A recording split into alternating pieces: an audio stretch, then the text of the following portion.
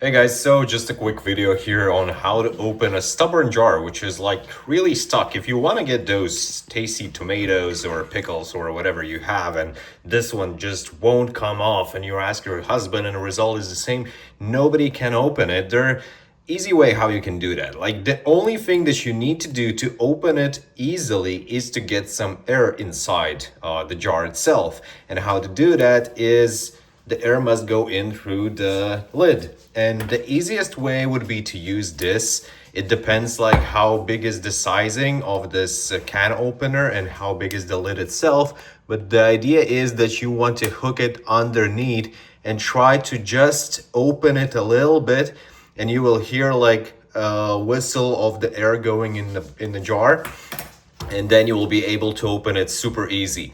The second option, if you don't have this opener, is to just use a butter knife, and then I usually do it like this. So put it upside down, and your main task is just to put the butter knife in between of the jar and the lid itself and just push it a little bit open.